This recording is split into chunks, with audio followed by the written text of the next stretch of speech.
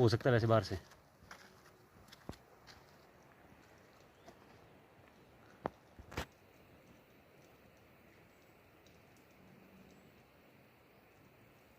नाम बिट्टू राम है। राम जी मनोहर की क्या लगते हैं आप? मैं उनका बड़ा भाई लगता हूँ, उनके ताऊ का लड़का हूँ। उसका शव करने वालों में बहुत दरिंदगी है और उन दरिंदों को फांसी मिलनी चाहिए। कौन लोग हैं वो? वो लोग जो है शरीफ परिवार है, गांव खदरोगा से। तो मतलब कि उसने वहाँ पहाड़ों में अपना एक साम्राज्य बना रखा था। उसकी अपनी 2 बीघा निजी भूमि थी और उसने 100 बीघा गवर्नमेंट की भूमि पे कब्जा करके रखा था। तो मतलब कि पहले से ही वो, हमारे बुजुर्ग कहते थे कि वो वहशी दरिंदा ही है। और मतलब कि जब हमारे चाचू के लड़के मनोहर जी सोमवार को शाम को गए 5 तारीख को अपनी अधवारी भित्ती में, तो वहाँ से सुबह उसने खचरे लानी थी और काम पे जाना था। तो 7:30 बजे उसने फ़ोन किया 7:21 पे, जिसके काम पर जाना था उसने उसको, कि भाई मैं आ रहा हूँ, मैं 9 बजे पहुँच जाऊँगा।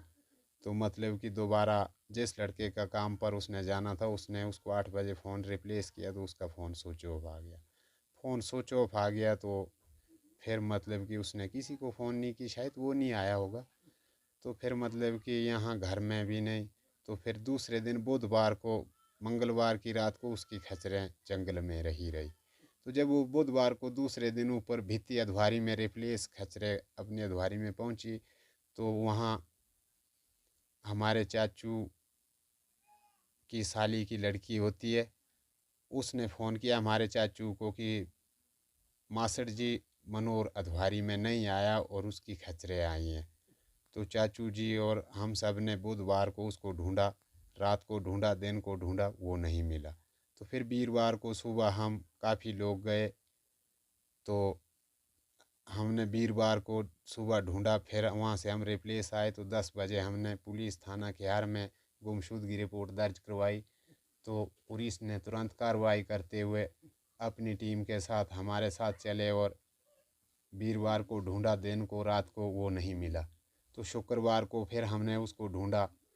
तो मतलब कि हमें गांव खदरोगा में ये उसका शरीफ का घर है और उसका परिवार रहता है।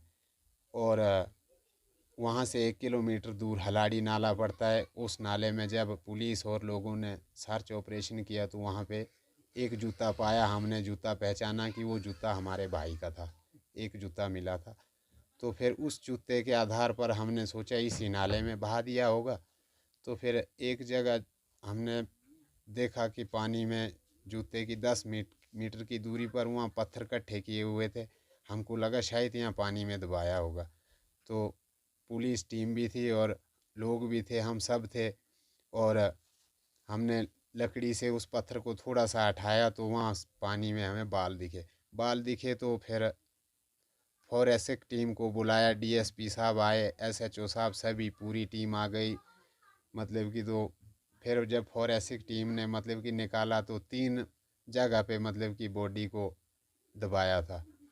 मतलब कि उसके 7 टुकड़े करके 3 जगह पे रखे गए थे।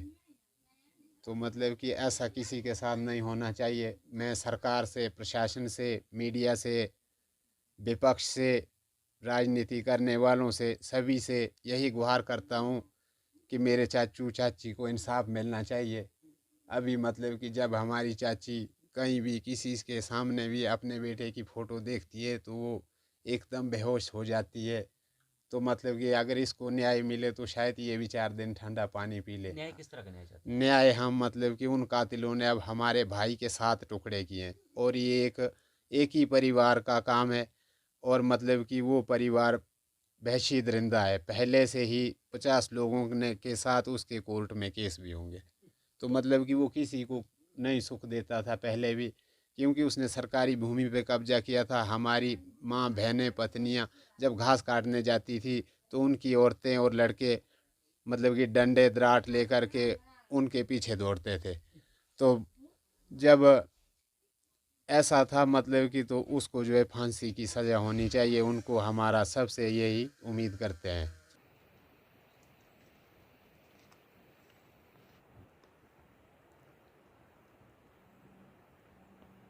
वो निबंध सर का बताइए।